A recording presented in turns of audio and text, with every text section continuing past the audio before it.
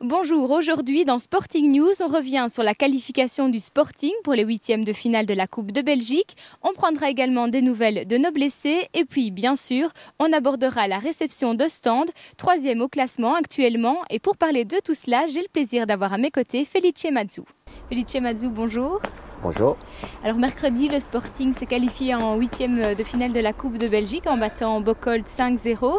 Le tirage pour le prochain tour est déjà connu. On le sait, ce sera donc un choc des Sporting à domicile. Et puis on le sait aussi, cette année encore, la Coupe, c'est l'objectif du club à nouveau. On imagine donc tirer une équipe comme Anderlecht, c'est motivant.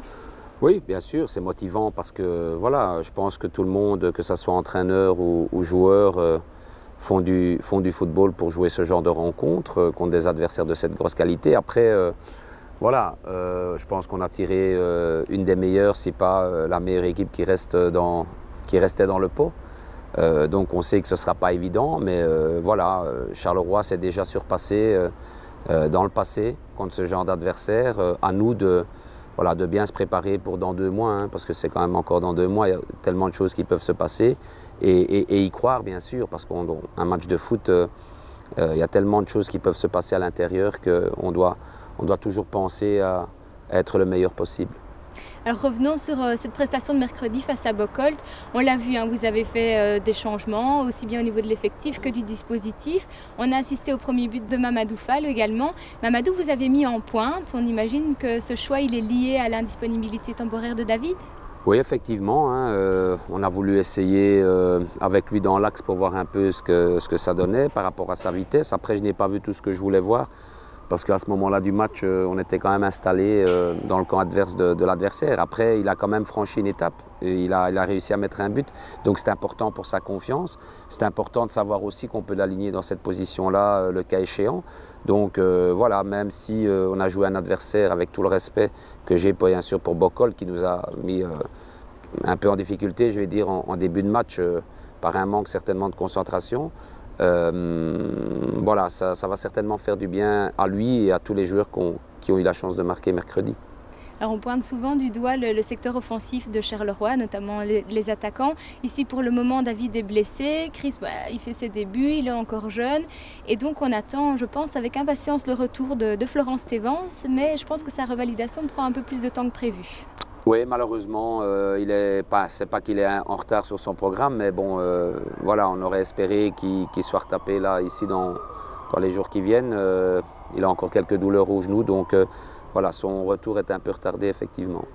Alors toujours dans les blessés, on l'a vu pendant ce match de coupe, vous aviez mis Djoko à la place de Clinton Mata, et parce que Stergos finalement n'est pas encore prêt, lui c'est une question de temps, de quelques jours, de quelques semaines. Oui, je pense que Stergos travaille énormément en individuel, on commence tout doucement à l'intégrer dans les séquences de conservation où il n'y a pas spécialement du contact, et si tout va bien, normalement, il est prévu qu'il réintègre le groupe totalement la semaine prochaine.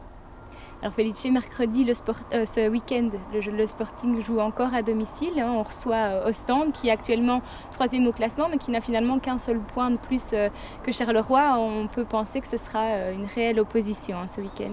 Oui, c'est de nouveau une équipe avec d'énormes qualités, avec beaucoup de possibilités dans le secteur offensif. Ils sont là, bien positionnés, ils ont battu la Gantoise, ils ont été gagnés à l'Antwerp en coupe, ce qui n'est pas chose aisée, même pour une équipe de D1 qui affronte une équipe de D2. Je pense qu'ils l'ont fait de façon très singulière et très simple. On sait que c'est un très gros morceau. Après, c'est bien parce qu'on va pouvoir se mesurer à une équipe qui sera certainement dans le top 6 et voir un peu où on en est. On sera au 8e match et donc les choses commencent un peu à se dessiner, même s'il en reste encore beaucoup des matchs, mais dans le contenu, dans le système, dans la philosophie, il y a des choses qui commencent à s'installer. C'est important d'affronter un adversaire comme celui-là et de voir où on en est. Alors pour cette 8e journée de championnat, vous allez récupérer Clément Amon qui n'est plus suspendu. Je pense que ce n'est pas du luxe effectivement pour tenter de rester invaincu à domicile. Oui, je suis très satisfait de Baby Amara. Je pense que ça fait maintenant, il vient d'enchaîner 3 matchs. C'est très positif. Après, j'ai une ligne de conduite d'un joueur qui revient de suspension. Donc Clément, normalement, devait être au poste demain. Et Et on verra, j'ai la chance d'avoir deux flancs gauche, deux joueurs de côté gauche extraordinaires.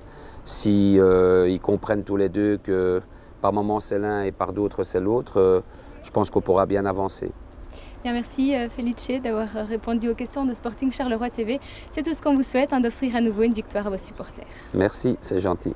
Rendez-vous ce samedi 20h30 au stade du Pays de Charleroi. D'ici là, portez-vous bien.